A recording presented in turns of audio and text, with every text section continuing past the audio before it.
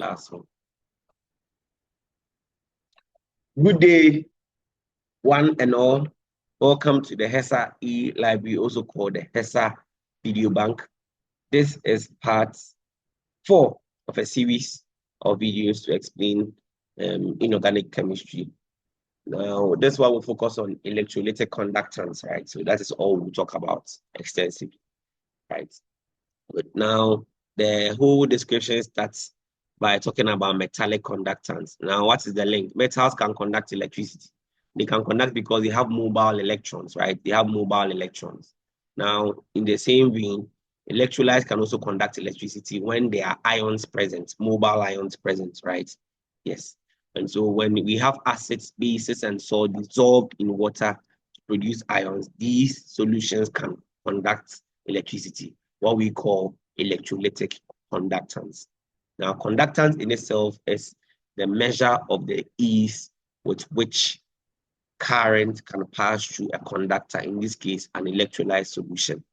Now, it is expressed as reciprocal of ohms, right? So, this is the symbol for ohms, right? And this is the unit for conductance there, raised to the power -1, right? We can also say moles, right?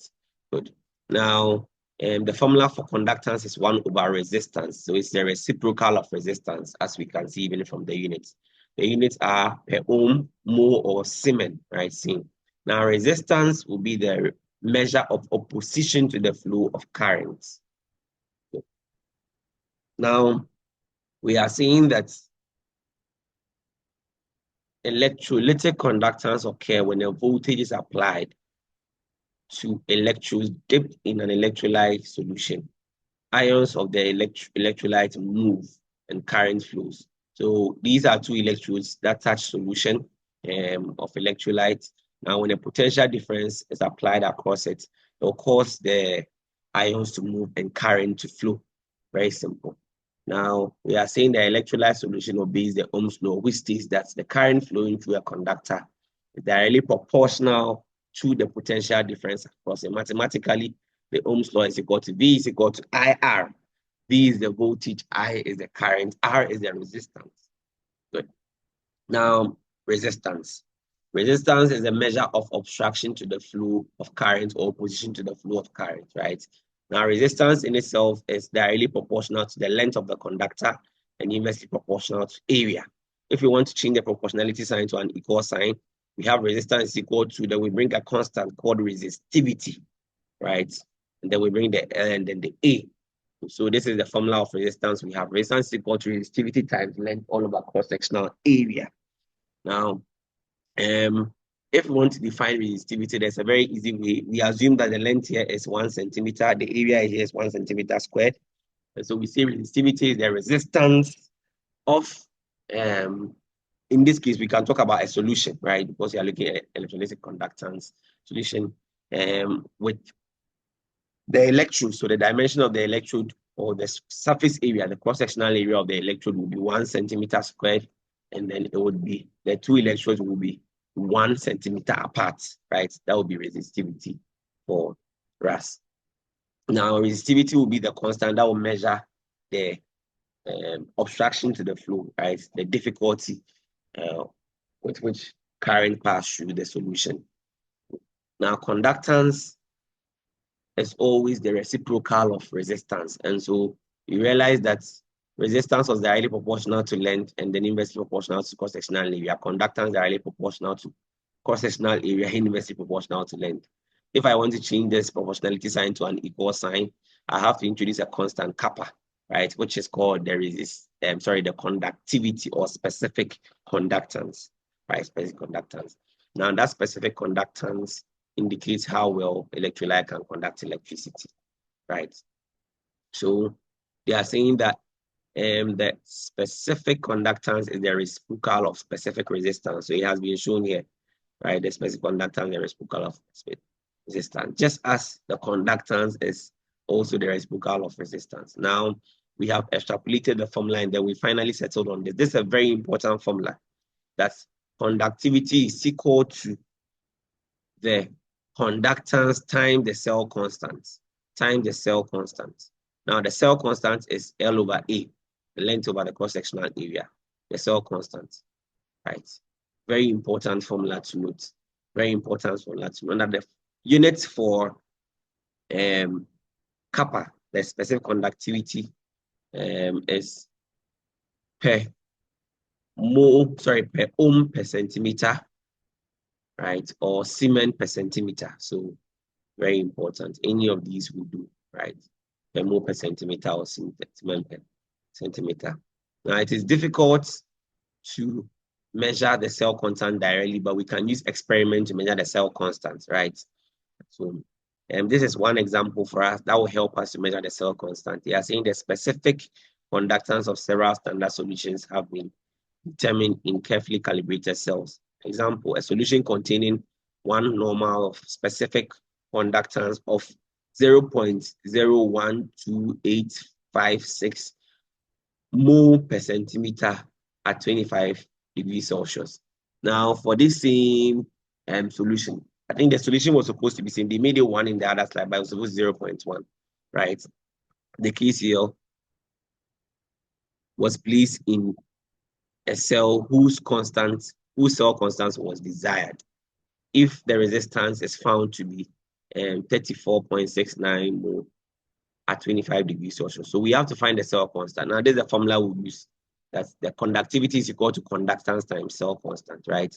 Now, the question didn't give us conductance. It gave us resistance, but we understand that the resistance is an inverse of what's the conductance. So the first thing we do is that we make the cell constant the subjects.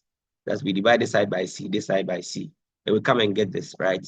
Now, because the resistance is an inverse of the conductance, then the formula changes to this. So it changes from this to this. Very simple. So what we have to do is that we have to multiply the conductivity by the resistance to get the cell constant, The cell constant is measured in per centimeter, not centimeter, per centimeter. Now, calculating it, once we get the cell constant, it will be constant for that cell. So the second question is, when the cell in A, which is above here, was filled with, now we have introduced a different solution, right? Different electrolytes. Now the cell constant will still be the same, right? It has a resistance of what is the specific conductivity. Now they have asked us to find K again. K is equal to the cell constant times the conductance, right? Times the conductance. In this example, they didn't give us the conductance, they gave us the resistance, but we understand that conductance is reciprocal of resistance. So the K ideally is equal to C times cell constant, right? But we know C is equal to 1 over R. So that is what will give us this one. Then we can simplify to get our final answer. Very simple. Another question, we are saying that the specific conductance of an 0.02 normal solution of KCl at 25 degrees Celsius is this. So they have given us the K. If the resistance of the cell is this, what is the cell constant? So very simple, K is equal to C times cell constant, right? Now we can make cell constant the subject, divide this by C, right? Now they give us resistance, so we have to now acknowledge the fact that C is equal to the reciprocal R. So now we would have cell constant being equal to K times R, right? And that is what has been done here. Very simple. Okay. Now, let's introduce ourselves to two very important concepts. The first one is equivalent conductance. We define equivalent conductance as a conductance of 1 gram equivalent of an electrolyte. Now, this is coming out of normal. So when we are dealing with normality, right, then we use equivalent conductance, right? And the normality is 1 gram equivalent of the solute in 1 mole of the solution, right? So that is it, right? So that is how we are getting this. Now, the formula for finding equivalent conductance is K times 1,000 all over N. The N is the normality of the solution. right? We will try examples so we'll get this concept very easy. To the question, the conductance of a 0.1 normal solution of a drug is 0.053563 ohms at 25 degrees Celsius. The cell constant at 25 degrees is 0.520 per centimeter. What is the specific conductance and what is the equivalence conductance of the solution at this concentration? So the question has given us the conductance, right? But clearly the unit of conductance should be mole, not ohms. The cell constant has also been given. And then they are asking us to find the specific conductance. So K is equal to the conductance times the cell constant. So that's what has been done here, very simple. They're asking us to find the equivalence conductance. That is K times 1,000 all over N. N is 0.1 here. So we can just put the values in and then we'll get our answer. Now, the next important concept we have to look at is molar conductance.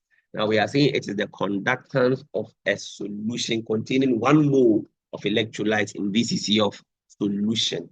Right now, the 1 mole of electrolyte is coming because the unit we are considering here is molarity, not normality, right? Molarity, not normality. Now, let me establish something because I know what is coming in the future. Molarity can be converted to normality, right? Molarity is equal to normality over N. The N is the N factor, right? The N is the number of ions that is produced. So if we have sodium chloride like this, it produces 1 equivalent of ions of sodium and chlorine, right? So the N is 1. Now, if we have something like H2SO4, right? The N is 2 because it produces 2 ions of the H plus ions, right? 2 of the H plus ions, or it produces 1 of sulfate, which is -2. So it gives you 2. The N factor is 2, right?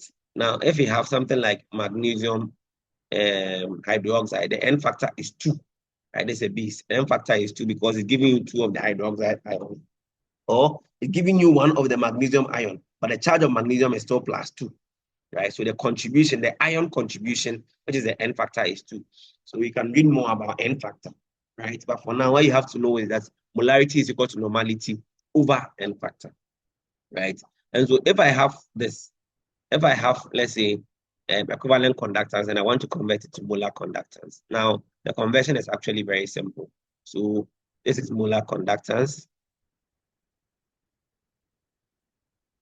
Molar conductance is equal to K times 1,000 all over M, right? Now, M is equal to N over N, so molar conductance is equal to times 1,000 all over N divided by N. Now, if your math is good, you realize that if I change this multiplication, this turns upside down. So this whole thing can come up here, right?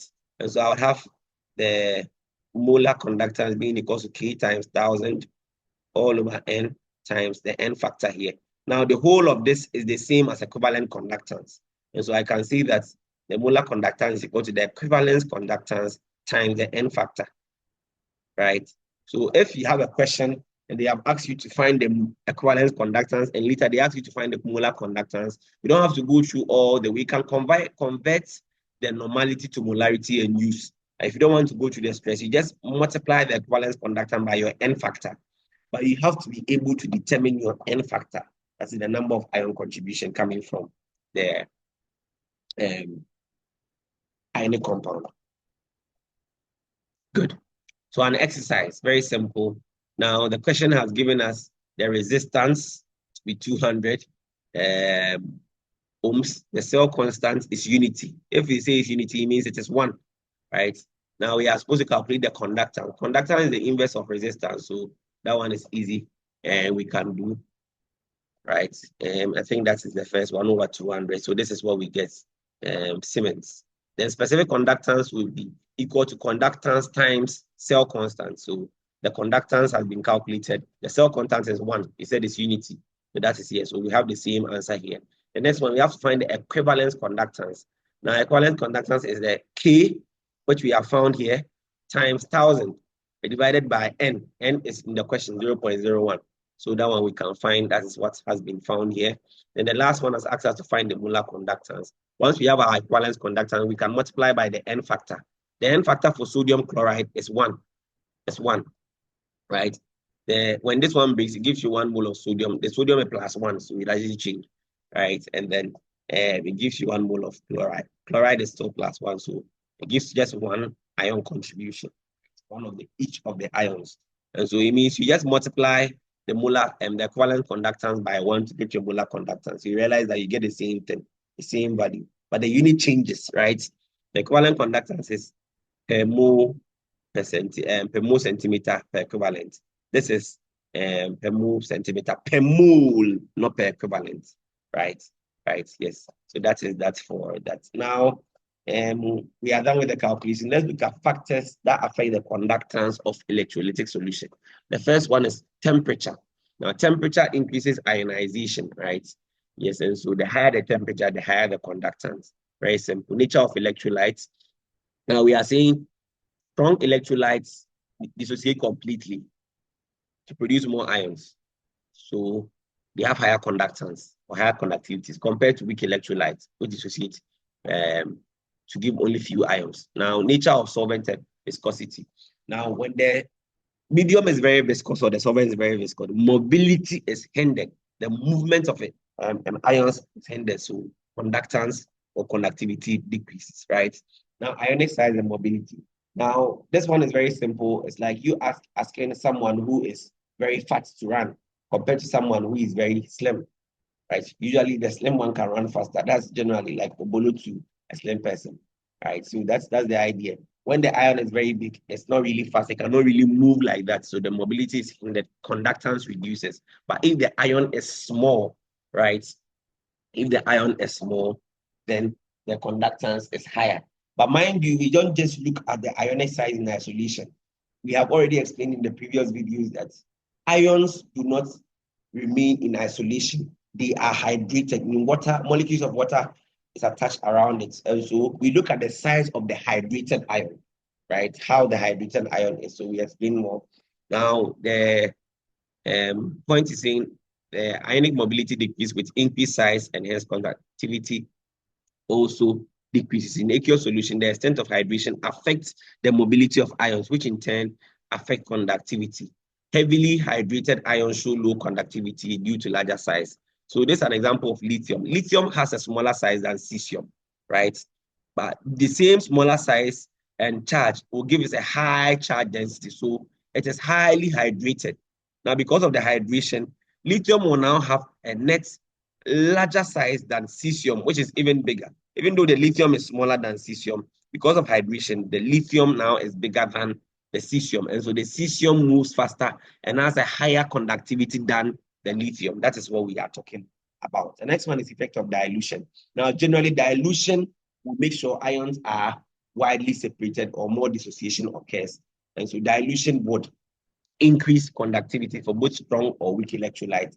Just that the effect in strong electrolytes are weak because strong electrolytes are fully ionized.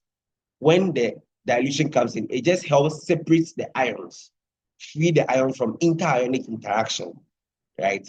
And so there's still an increase in conductance, but it is small. You realize that the conductance will tend towards a constant value. But for weak electrolyte, they dissociate partially. And upon dilution, more dissociation occurs. So ionization occurs on dilution for weak electrolyte. And hence, the effect of dilution on weak electrolyte is high. So you realize if you look at the figures in this table, you can observe, right, that the effect is more pronounced here. And that is what has been put in words here.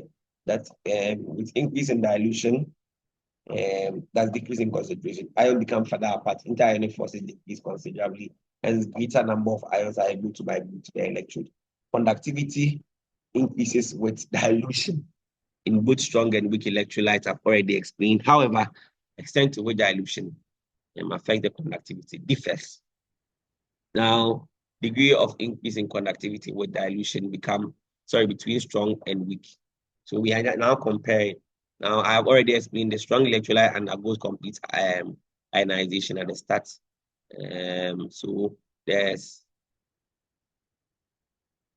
But for real solution, there's incomplete dissociation, right, into free ions due to electrostatic attraction between these ions. We have discussed all these in the former videos. Hence, the number of ions present in all is almost constant because they have already been complete ionization, right?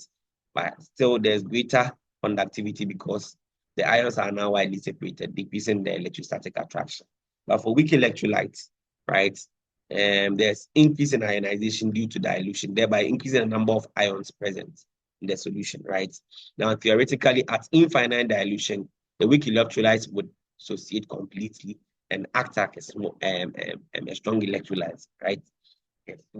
At infinite dilution, right? The weak electrolyte will be completely dissociated, right? Completely dissociated. That's it. Now we are seeing the specific conductance increases with increase in concentration of solution as the number of ions per unit volume increase. Now, specific conductance increase with increase in concentration. But this is quite confusing. But equivalent conductivity and molar conductivity will increase with decrease in concentration. Now, the explanation is simple here. The explanation is that since the concentration decreases, one can expect the decrease in equivalent conductivity due to decrease in available number of ion per unit. So this is what we expect. However, this is where the explanation comes in. Increase in volume factor more than compensates this effect. So there's a compensation for this effect. The volume must be increased in order to get one equivalent of electrolyte since the concentration is decreased. Hence, the next effect is increase in equivalent conductivity. So this is the explanation for why we have the observation above. So that will be all for our discussion with respect to electrolytic conductance. Thank you very much for staying with us. If you have any question, kindly see any member of the HESA Academic Board.